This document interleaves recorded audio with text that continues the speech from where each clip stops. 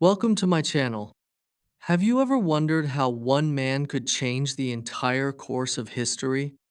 How one person could rise from being a fierce warrior in the deserts of Arabia to becoming one of the greatest leaders the world has ever known? Today, we are talking about Hazrat Umar ibn al-Khattab, R.A., a man whose name shook the palaces of kings, yet whose heart bowed humbly before Allah. His story is not just history. It's a journey of transformation, faith, justice, and leadership that continues to inspire millions even today. Before Islam, Umar, R.A., was known for his power, strength, and intelligence. He was tall, brave, and respected among his people. The Quraysh feared him because of his courage and determination. But beneath all that power, there was also pride and anger, the same qualities that later, when guided by faith, made him one of the most powerful protectors of Islam. It's amazing how the same fire that once opposed Islam became the fire that protected it. That's the miracle of guidance. That's the power of faith. Think about this. How does a man go from being an enemy of the Prophet Muhammad to one of his closest companions? How does a heart full of pride and anger turn into a heart full of love, mercy, and justice? It's a transformation that proves no one is beyond change. No one is beyond hope. The story of Hazrat Umar, R.A., shows that sometimes the strongest hearts break in the most beautiful way when touched by truth. As we go through his life together, I want you to imagine the deserts of Makkah, the streets of Medina, the battles, the prayers, and the moments that defined him. Each part of his story will teach us something about strength, about faith, and about what it truly means to be human. From his early days before Islam to his time as the second caliph, we'll see how his leadership shaped not just the Muslim Ummah, but the world itself. So stay with me till the end, because the journey of Hazrat Umar, R.A., is not just the story of a man, it's the story of courage, justice, and transformation. It's the story that reminds us that real power is not in ruling others, but in ruling yourself. And by the end of this video, you'll see how one man, guided by faith, became the voice of justice for all time. Chapter 1. Before Islam, the life of Umar ibn al-Khattab. Long before Islam spread across Arabia, there lived a man in Mecca who stood out among his people. His name was Umar ibn al-Khattab, from the noble tribe of Banu Adi, one of the respected clans of the Quraysh. Even in his youth, Umar was known for his tall, strong figure and his sharp mind.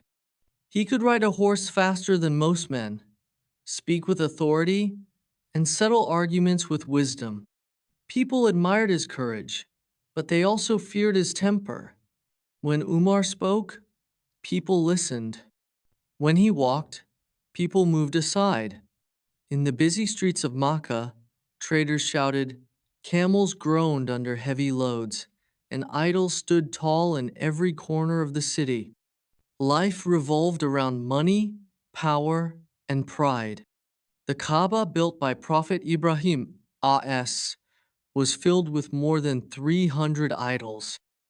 People worshipped stones, trees, and statues made by their own hands.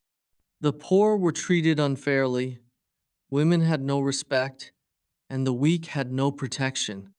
Yet in the middle of that dark society stood a man who, deep inside, hated injustice even before Islam came.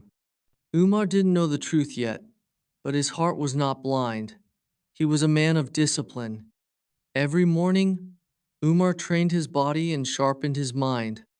He learned poetry, history, and the art of war. He became one of the few Quraysh who could read and write. He worked as a merchant, traveling across deserts and dealing with people from different lands. Through these journeys, he saw the cruelty of mankind and the hunger for power that ruled every city. Still, Umar believed in fairness. If someone was wronged, he spoke up.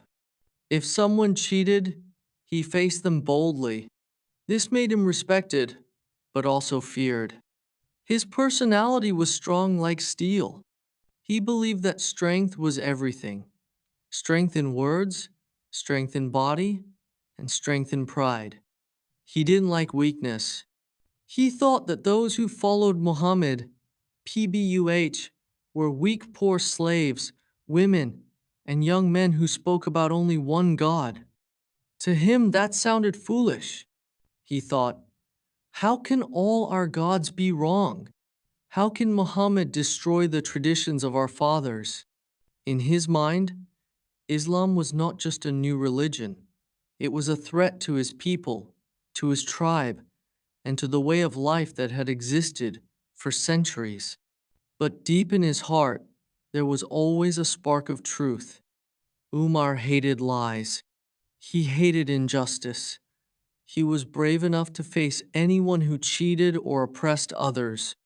Even though he didn't believe in Islam yet, his heart already carried qualities that would later make him one of its greatest defenders. It's strange how destiny hides inside us long before we see it. Umar didn't know it yet, but Allah had already chosen him for something far greater than power, for the strength to stand for truth. Makkah at that time was full of tension. The message of Islam was spreading quietly, one heart at a time. Slaves found freedom in it. The poor found dignity. But for the leaders of Quraysh, it was a threat. They couldn't understand how Muhammad, PBUH, a man they once called Al-Amin, the trustworthy, could now challenge their gods. Umar was among those who felt angry. His pride in his tribe burned inside him. He couldn't bear to see the Quraysh divided. He wanted it to stop. As the days passed, Umar's anger grew.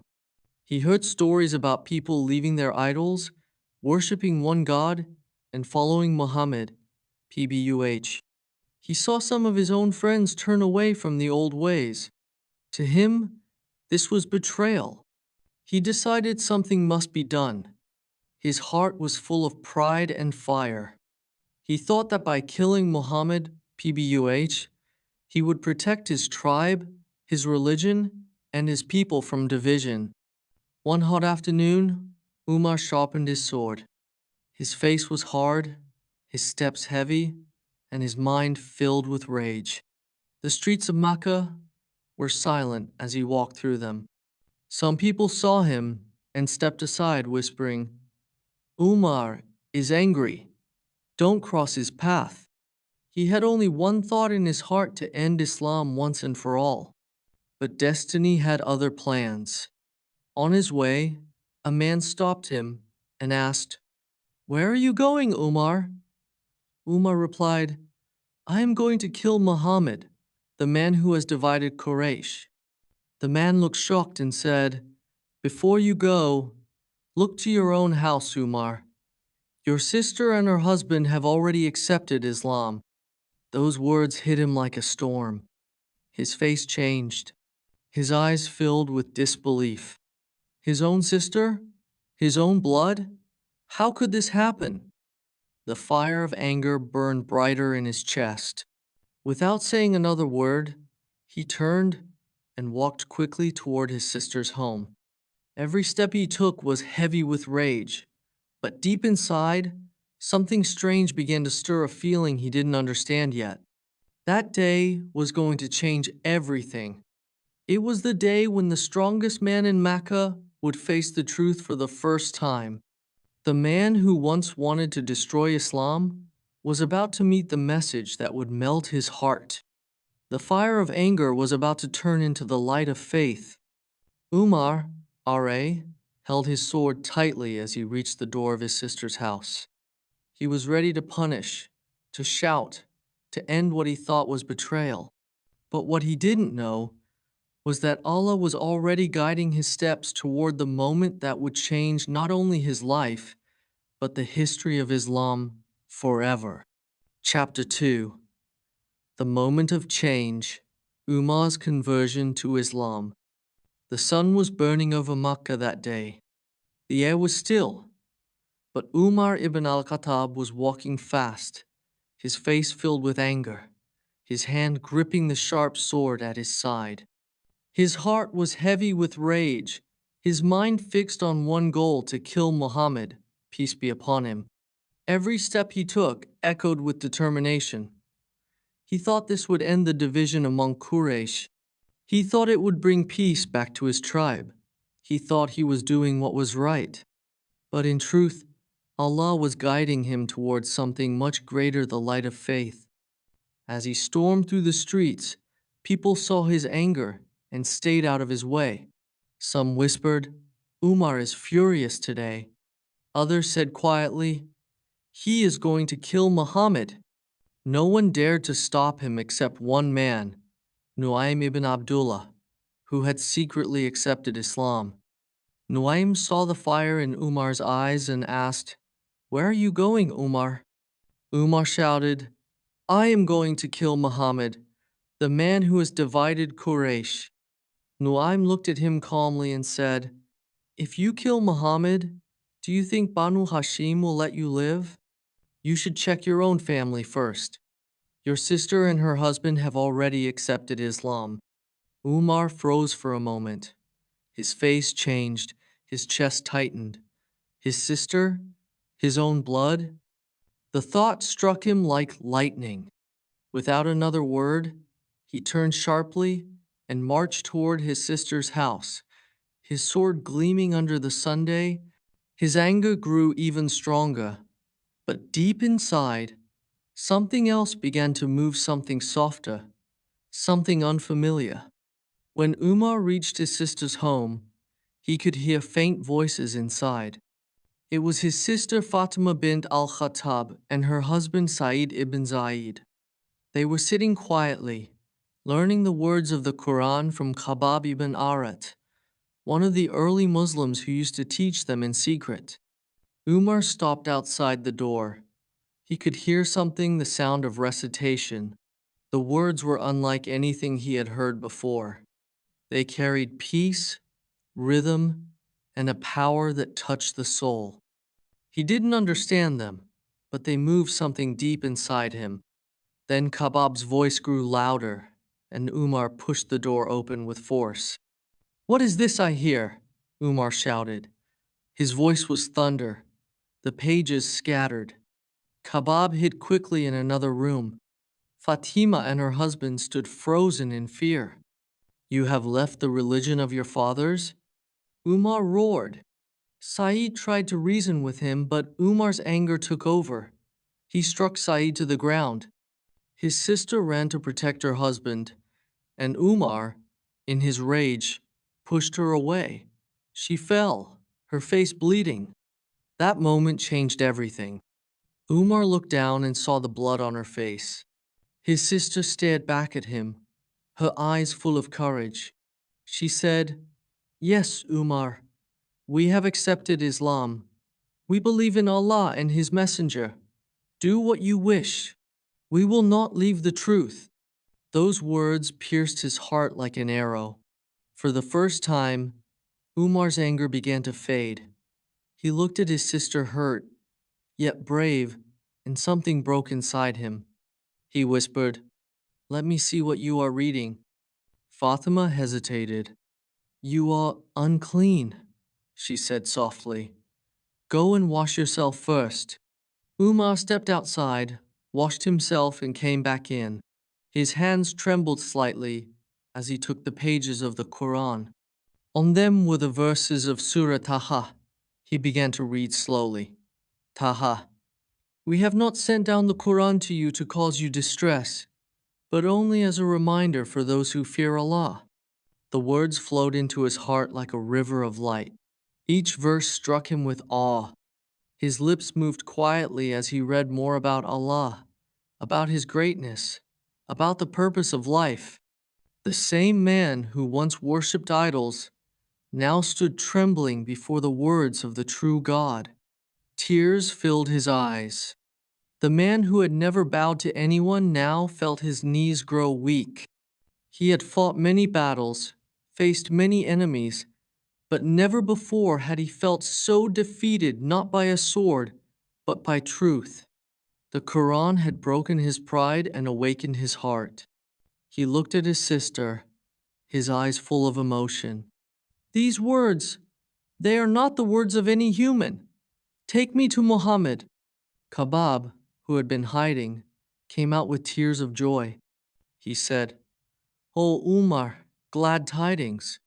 The Prophet, peace be upon him, has prayed that Allah may strengthen Islam with either you or Abu Jahl. It seems his prayer has been answered with you."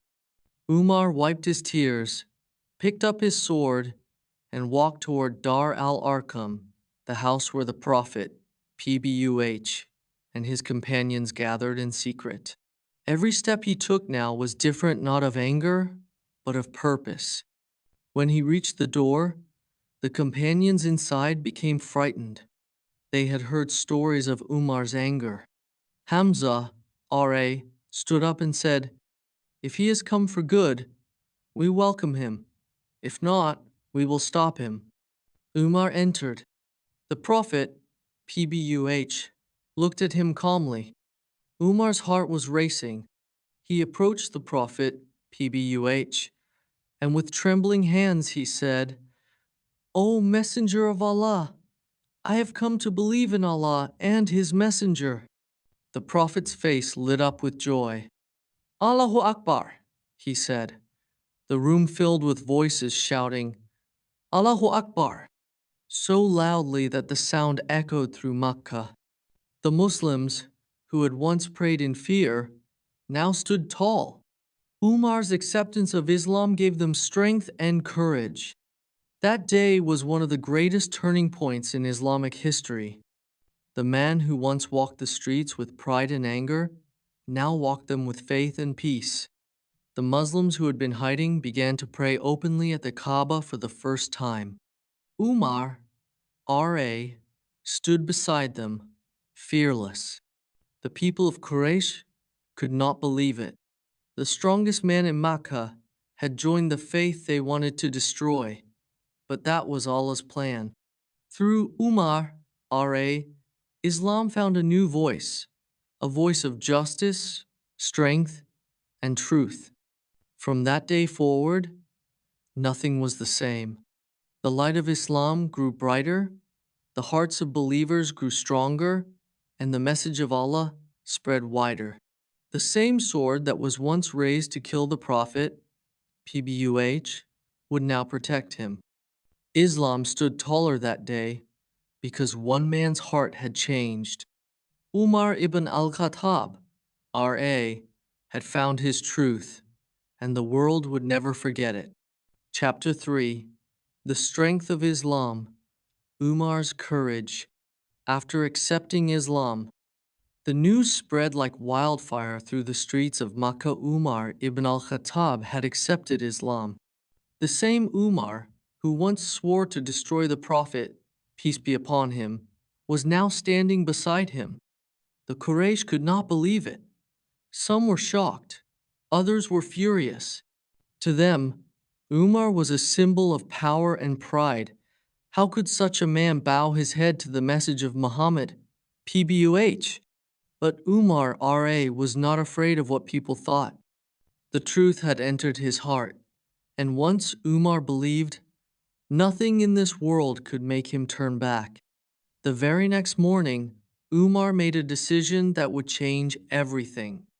He stood up in front of his tribe and announced loudly, "I have accepted Islam." The people stared in silence. Some gasped, some shouted, and others cursed. But Umar didn't move. His eyes were calm, his heart steady. He looked at the crowd and said, "Whoever has the courage to stop me, let him try." No one stepped forward.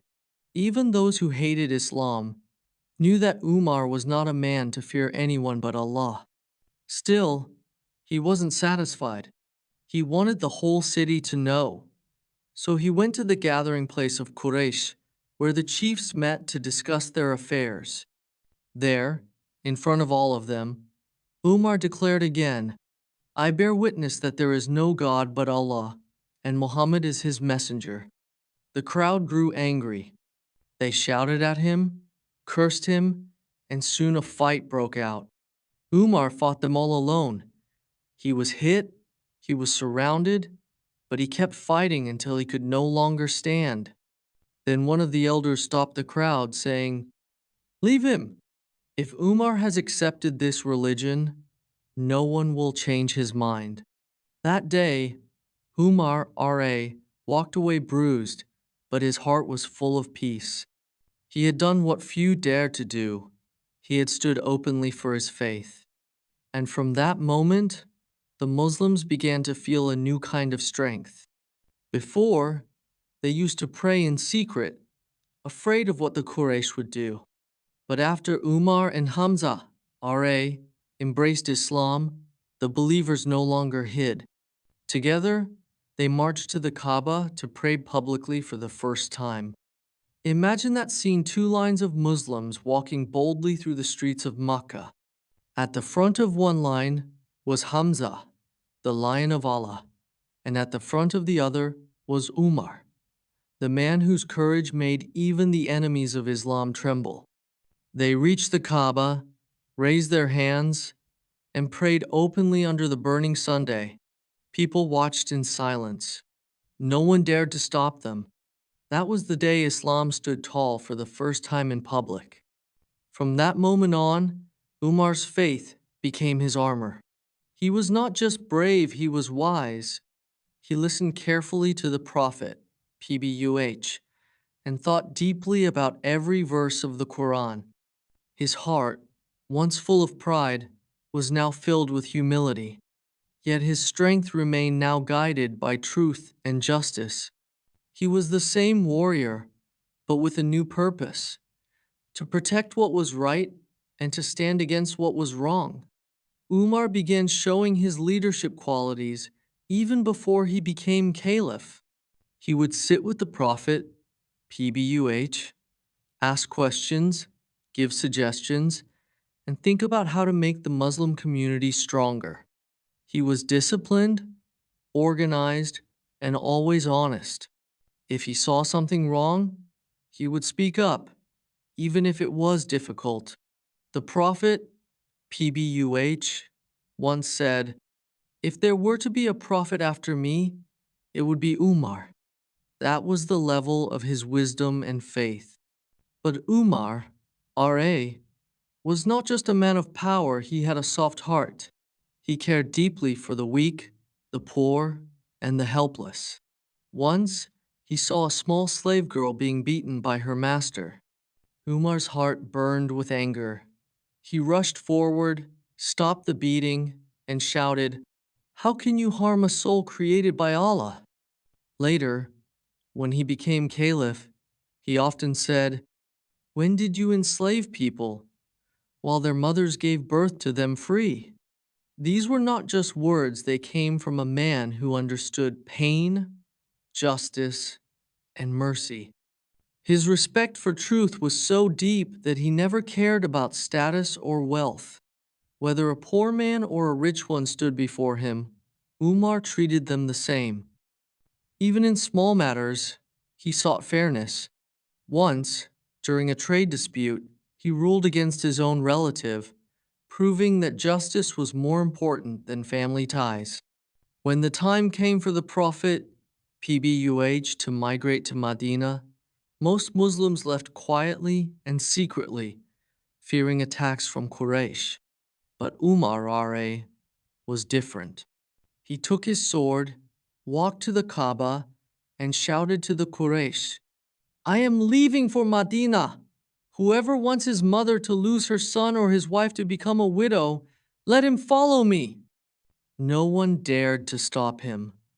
That was the courage of Umar, the courage that made even the strongest enemies hesitate.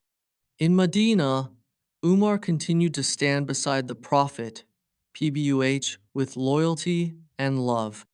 He was always the first to volunteer, the first to speak the truth, and the first to protect Islam.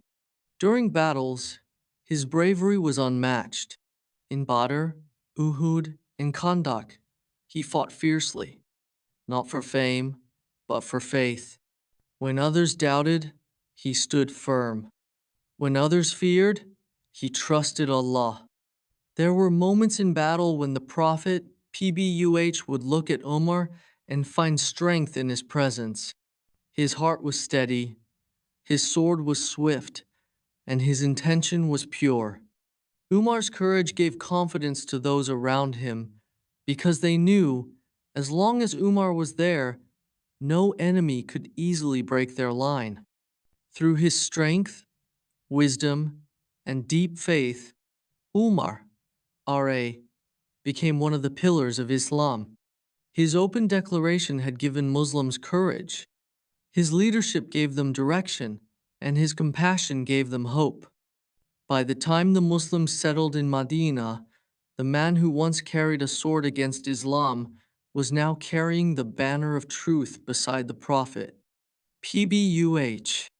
His life had already become an example, a lesson that faith can turn even the fiercest enemy into the strongest protector. And this was only the beginning. Greater tests, greater victories, and greater responsibilities were waiting for him. Umar ibn al-Khattab, R.A., had become not just a believer, but a symbol of courage and justice. And wherever the Prophet, PBUH, went, Umar was never far behind, standing tall, protecting the truth, ready to sacrifice everything for the sake of Allah. Chapter 4. The Caliphate begins. Umar becomes the second caliph. When Abu Bakr, RAA, the first caliph of Islam, became ill, he knew the Ummah, the Muslim community, needed a strong, wise, and God-fearing leader to guide them. After deep thought and prayers, he chose Umar ibn al-Khattab, R.A. When Umar heard this, his heart trembled. He didn't smile. He didn't celebrate. Instead, his eyes filled with tears. He said, "How can I bear a responsibility that even Abu Bakr feared?" He was not hungry for power. He was afraid of the weight of justice, the burden of leading millions of souls, and the fear of standing before Allah one day to answer for every decision he made. When Abu Bakr, R.A., passed away, the people of Medina gathered in the mosque. Umar stood before them with humility. His voice was calm, yet firm. He said, "O people, I have been chosen as your leader, but I am not the best among you. If I do right, help me. If I do wrong, correct me." A man stood and said, "By Allah, if we see you wrong, we will straighten you with our swords." Umar smiled and said, "Alhamdulillah, there is no good in a nation where the people do not advise their leader, and there is no good in a leader who does not listen to his people." That was the beginning of his caliphate, a rule based on truth, justice, and accountability.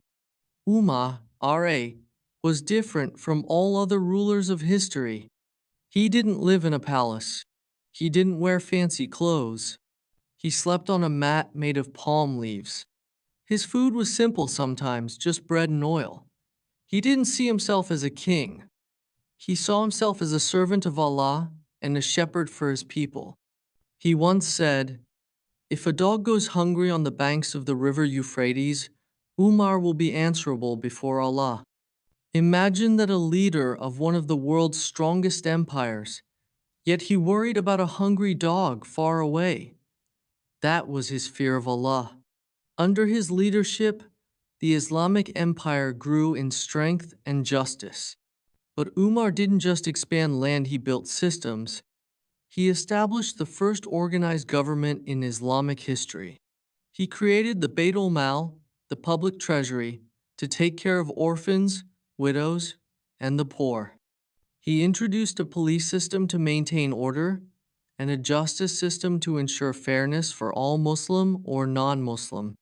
He started welfare programs where old people and children received regular support from the state. But what made him truly great was not just his intelligence, it was his heart. At night, when the city slept, Umar would walk the streets of Medina alone. He didn't want guards or attention. He wanted to see the truth with his own eyes. One night, he heard a child crying inside a small house. He knocked on the door and saw a mother trying to calm her baby. Umar asked, "Why is your child crying?" She said, "He's hungry, but I have no food.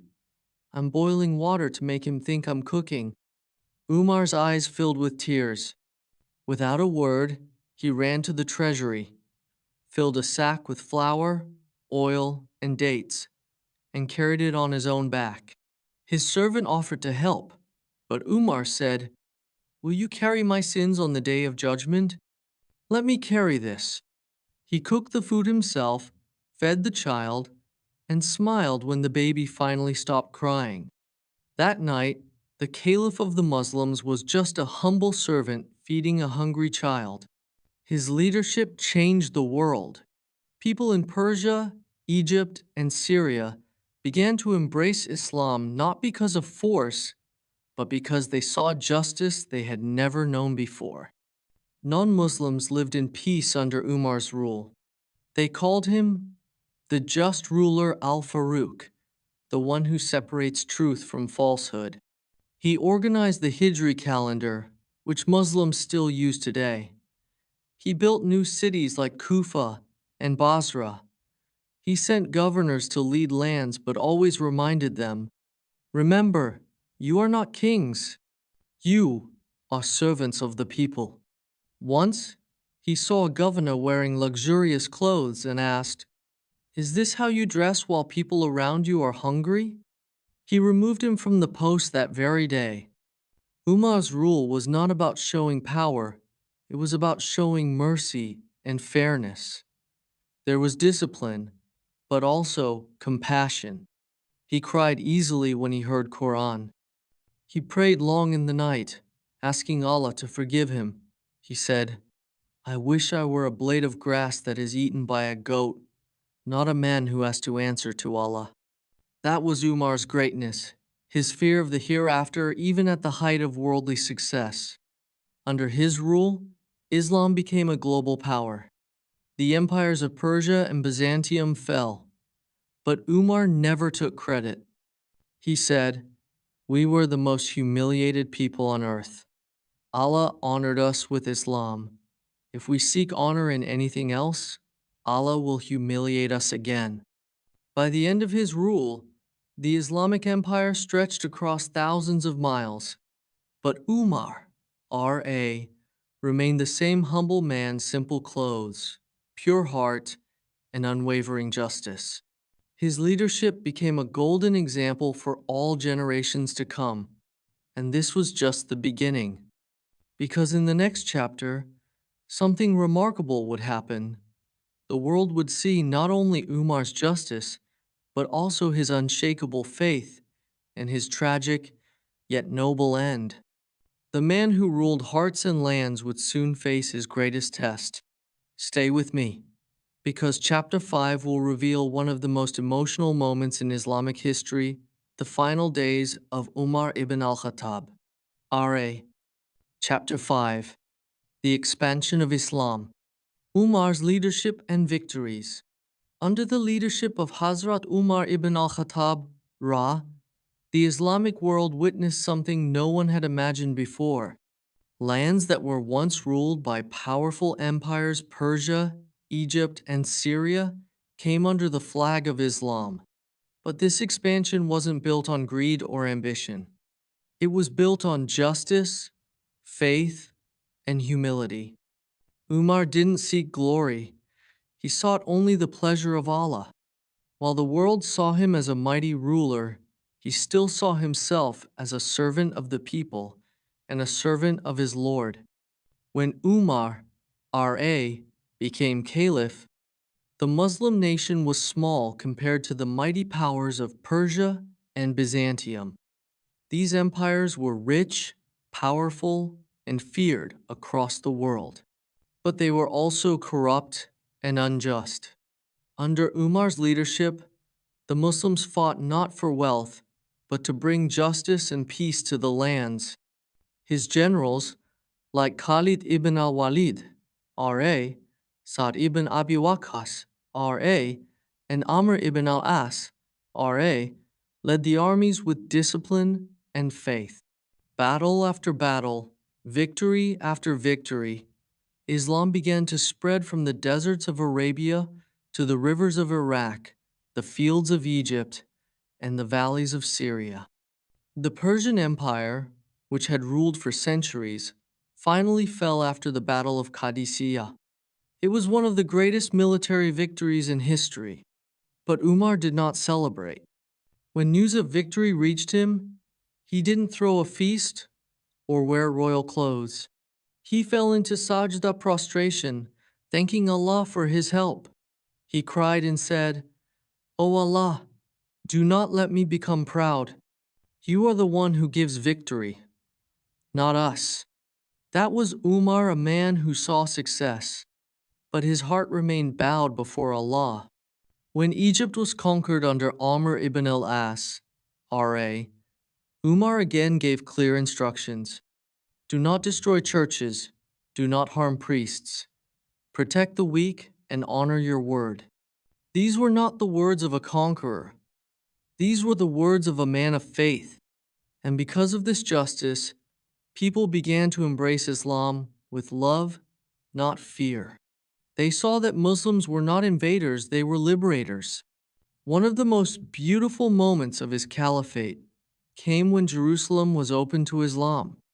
The Christian patriarch of the city said he would only hand over the keys to the city to the Muslim leader himself. So Umar, R.A., traveled from Medina to Jerusalem. But how did he travel? Not with an army or golden chariot. He rode a camel, and his servant took turns riding with him. When they reached the city, it was the servant's turn to ride. So Umar walked beside the camel, pulling it with his hands through the dusty roads. His clothes were patched. His feet were covered in dust. People couldn't believe that this simple man was the ruler of such a vast empire. The Christian patriarch was amazed. He said, "This is the justice and humility we were told about." When Umar entered the city, he didn't raise a sword. He raised his hands in prayer. He made peace with the Christians of Jerusalem, promising them safety, respect, and freedom of worship. This agreement became known as the Covenant of Umar, one of the most peaceful and just treaties in history.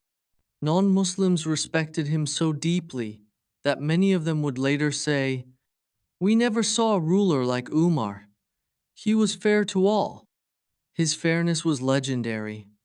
One day, a poor Christian man came to complain. He said the son of a governor had hit him. Umar immediately called the governor and his son. He gave the poor man a whip and said, "Strike the son as he struck you." The man did so, and Umar said to the governor, "Since when did you make people slaves, when their mothers gave birth to them free?" The governor lowered his head in shame. That was Umar's justice. No one was above the law. Even as the Islamic Empire grew to thousands of miles, Umar, R.A., remained simple. His clothes were rough. His meals were plain, sometimes just bread and salt. He once said, "If I eat meat every day, I fear I will forget the poor." He refused to accept gifts, and he never took a salary higher than what he needed to survive. When foreign delegations came to meet him, they were often shocked to find the great caliph lying on the floor of the mosque, sleeping on the sand with a stone under his head. Someone once said to him, "O leader of the believers, you rule half the world, yet you sleep on the ground?" Umar smiled and said, "I found peace here, not in palaces." His leadership brought both strength and softness to Islam. The army grew strong, but the hearts of believers stayed humble. The economy improved, trade flourished, and knowledge spread. But Umar never let victory change him. He reminded his people, "We are a nation whom Allah has honored with Islam. If we seek honor in anything else, He will humiliate us." These words became a guiding light for generations. Every time a new victory was reported, Umar didn't celebrate with pride, he prayed with tears. He would say, "O Allah, do not make me proud of what you have given. Keep me small before you." He feared that success could lead to arrogance, and arrogance could destroy faith. That was the secret of his greatness. Power never touched his heart. As years passed, the name of Umar ibn al-Khattab, R.A., became known across continents. Kings respected him, enemies feared him, but the poor, loved him because they knew he cared for them more than anyone else. And yet, even as the world praised him, Umar never stopped preparing for the day he would meet his Lord. He often said, "If I can pass through this life with my deeds equal neither punished nor rewarded, I will be saved." That humility made him one of the greatest men who ever lived. But soon, his journey was about to reach its final chapter, one that would shake the hearts of believers. In the next part, we'll witness the final days of Umar ibn al-Khattab, R.A., his martyrdom, his final words, and the legacy he left behind that continues to inspire the world today. Stay with me till the end because his ending was as powerful as his life. Chapter 6: The Final Days. The Legacy of Umar, R.A. It was early morning in Medina. The mosque was filled with peace. The believers stood in straight rows for Fajr prayer. The voice of the muezzin had just echoed through the city, "Come to prayer, come to success." As the Caliph of the Muslims, Umar ibn al-Khattab, R.A., stepped forward to lead. The sun had not yet risen, and the air was calm. He raised his hands and said, "Allahu Akbar." The congregation followed. But in that moment of silence and devotion, a shadow moved through the rows. A man from among the prisoners of Persia, named Abu Lulu, carried a double-edged dagger hidden under his cloak. Suddenly, he rushed forward and stabbed Umar, R.A., multiple times in the stomach. The people were in shock. Chaos broke out in the mosque. Umar fell to the ground, his face pale, his body weak, his lips whispering the name of Allah. Even in that pain, he thought not of revenge, but of the people. He pulled Abdul Rahman ibn Auf, R.A., close and said, "Continue the prayer for the people." Then he was carried home, bleeding, his face calm, but his body trembling. When he opened his eyes again, he asked the first question that showed what kind of man he was. "Has the prayer been completed?" When they said yes, he smiled weakly and said, "There is no part in Islam for one who abandons prayer." Doctors tried to save him, but his wounds were deep. He asked who his attacker was, and when they told him it was a Persian slave, he said, "Alhamdulillah that the man who killed me was not a Muslim." He didn't curse his killer. He didn't order punishment. He forgave. In those final hours, the man who once made kings tremble showed his greatest strength mercy. When his time grew near, Umar, R.A., called his son, Abdullah ibn Umar. His voice was weak, but his heart was strong. He said, "My son, go to Aisha, R.A., the mother of the believers.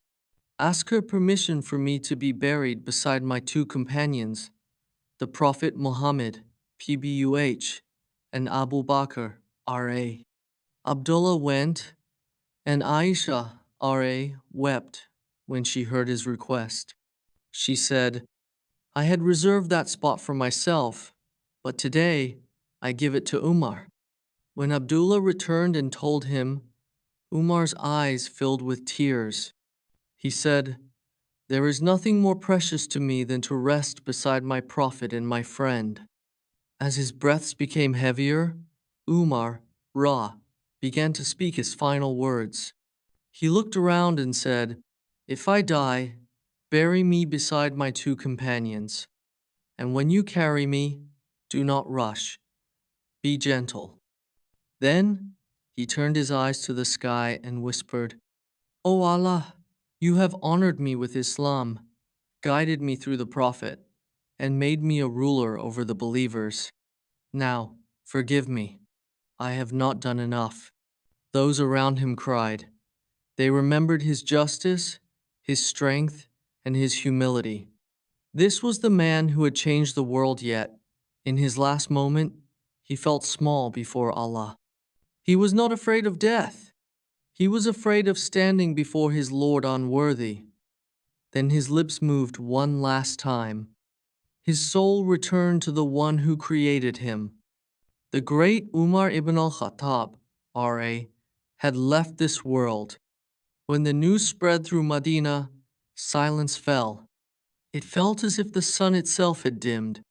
Men and women cried openly in the streets. Even his enemies lowered their heads in respect. Non-Muslims who lived under his rule wept, saying, "The world has lost a just man."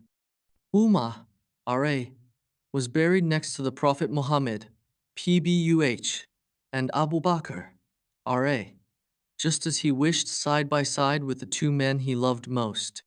And thus ended the life of a man who began as a fierce warrior, became a humble believer, and left as a symbol of justice.